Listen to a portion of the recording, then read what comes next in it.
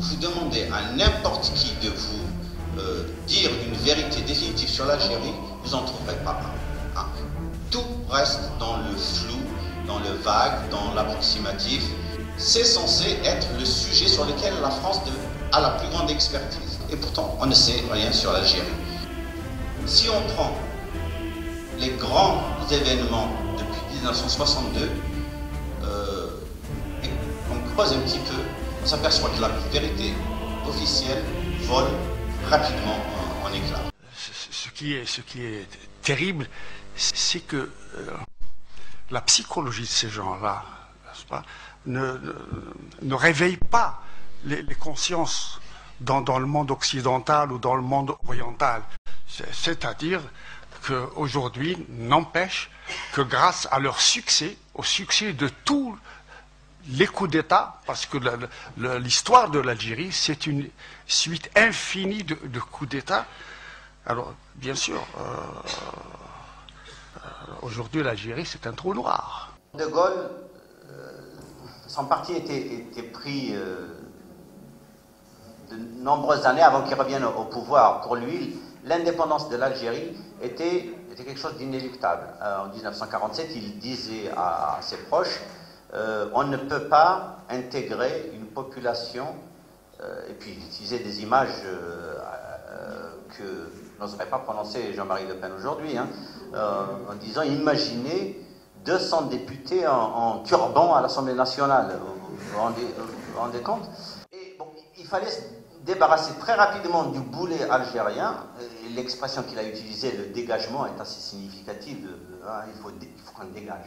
Et il fallait sauver l'essentiel. Et pour lui, et il le dit clairement, pour lui, c'est l'indépendance énergétique et la dissuasion nucléaire. Des accords d'Évian qui ont consacré l'indépendance de l'Algérie, qui sont une aberration historique, je veux dire. C'est une rupture constitutionnelle terrible. Et c'était une indépendance, du point de vue français, anticonstitutionnelle. Aucun des volets officiels des accords d'Évian n'a été respecté. Il y a 2 volets qui ont été respectés.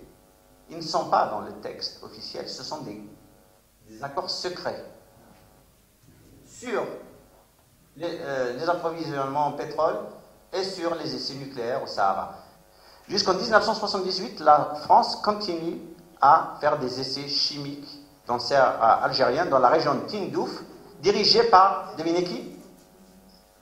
Khaled Nazar.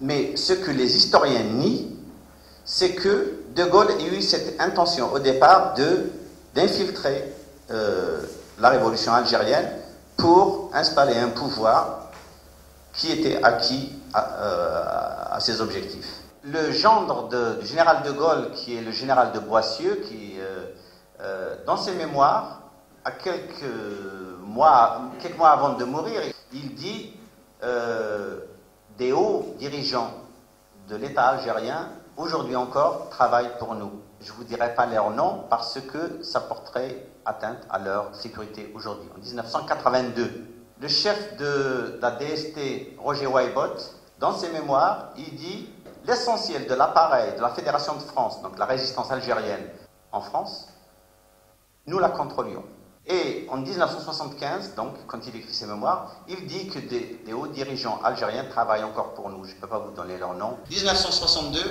la France a quitté l'Algérie, les Algériens ont acquis leur indépendance. La réalité, c'est que les Algériens n'ont pas acquis l'indépendance qu'on prétend leur avoir donnée à ce moment-là. Moi, je fais la démonstration que De Gaulle avait installé un pouvoir fantoche qui devait garantir les intérêts de la France dans une Algérie indépendante.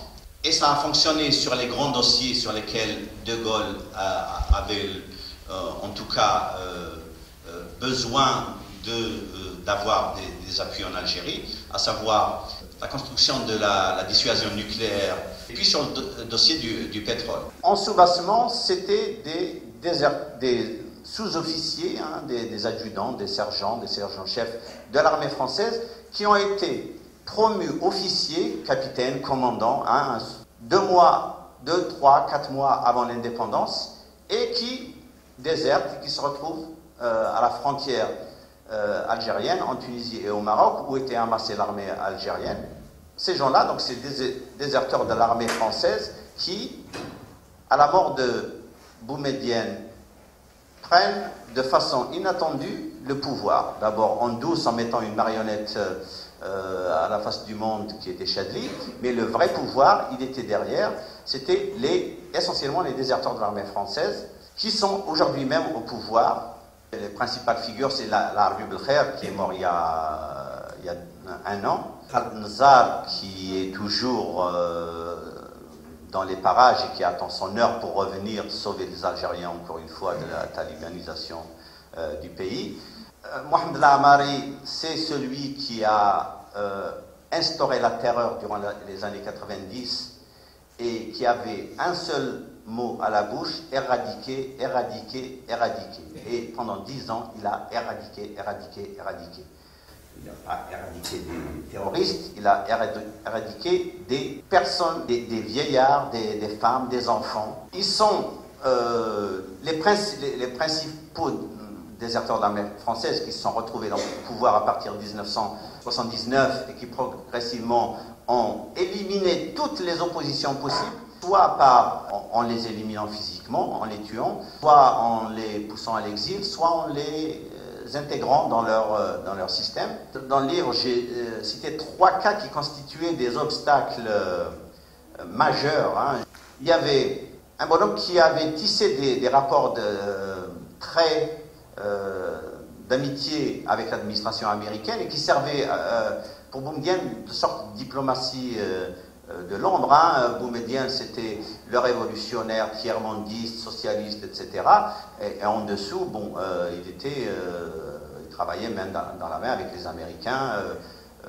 Et donc c'est Messaoud Zegad qui est devenu qui a amassé une fortune colossale à l'époque, 2 milliards de dollars, tout simplement parce que tous les marchés que les Algériens, toutes les sociétés algériennes concluaient avec les sociétés étrangères, lui, il se présentait comme intermédiaire et il touchait sa quote-part. Donc, ce bonhomme-là, il n'était pas dans les petits billets de l'Arbi Belkhair, qui est l'architecte de tout ce qui se passera à partir de 1979. Et donc, il fallait l'éliminer. L'éliminer, ça aurait été possible en le tuant, mais il fallait récupérer ces 2 milliards. Donc, ils l'ont mis en prison pour trahison et torture, sévices de tous ordres. Ils ont réussi à récupérer. Dès qu'ils l'ont arrêté, il leur a dit: si vous voulez, je suis prêt à signer tout de suite un chèque pour que les 2 milliards soient versés au trésor public. Alors, on dit non, pas question de ça. Les 2 milliards ont été échangés en Suisse dans les comptes de ce petit noyau dont le chef, je vous dis, est l'Arbi Belkhair. L'autre élément, c'était un général qui était désigné par Chadli Benjedid comme ministre de la Défense et qui faisait partie des anciens maquisards orientalistes, des vrais maquisards. Il décide de s'opposer à la signature de contrats que lui proposait justement l'Arbi Belkhair. Des contrats qui étaient ruineux pour l'Algérie, qui étaient inutiles. L'un de ces contrats qui a défrayé les chroniques, c'est la société Thomson, la société française Thomson, qui voulait doter l'armée algérienne d'une surveillance côtière pour 5 milliards de francs, alors que l'Algérie était au bord de la famine. Le prix du pétrole au milieu des années 80 avait atteint un plancher jamais vu. On était à 11-12 dollars le baril. Ce général Bellossif dit non, il n'en est pas question, je ne vois pas l'utilité. D'ailleurs, c'était un système de surveillance qui allait plus profiter à l'armée française qu'à l'armée algérienne. On lui monte un dossier de corruption donné ici par la DST pour un petit appartement qu'il possède à Paris. Ils ont des fortunes colossales Et ce bonhomme-là, on l'arrête parce qu'il a un appartement à Paris. Donc, condamné à faire la prison, hein, persécuté en prison, etc. Donc, on l'élimine. Et le troisième, c'est un avocat qui a participé à la mise en place des services de sécurité algériens durant la révolution à Tripoli, qui s'appelait Ali Messili, qui était devenu avocat, qui a fui quand il a vu les dérives en 1962 du pouvoir.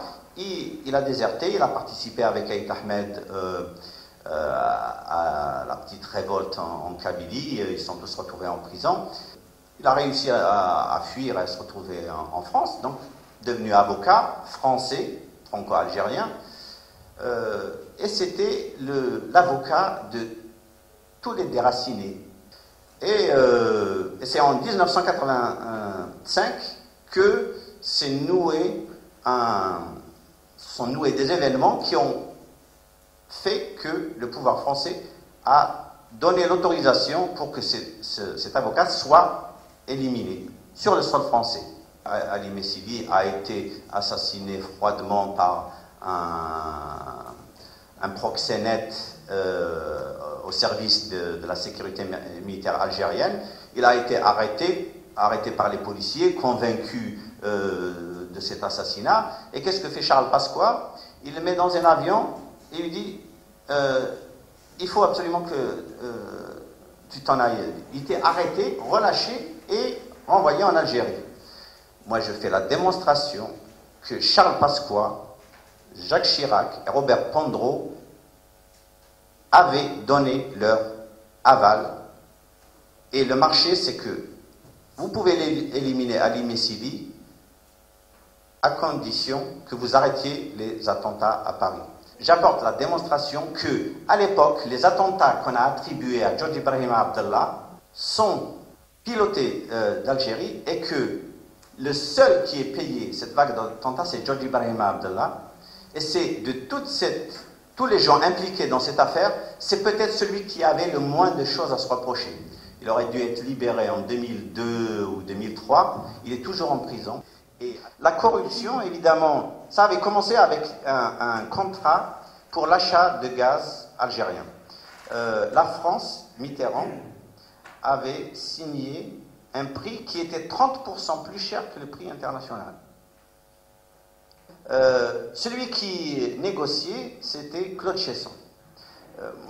Là, du coup, c'est moi qui ai discuté avec un bonhomme qui raconte. À la table des négociations, il raconte, il dit j'écoutais Claude Chesson, je ne savais pas si c'était un ministre algérien ou si c'était un ministre français. On l'avait mis à l'époque sur le compte de l'aide économique pour un pays qui doit sortir du sous-développement. Le pouvoir français a dit bon ben on paye au trésor algérien. La Habib Khair, ça clique. Ils ont dit non, le surplus vous nous le payez en Suisse.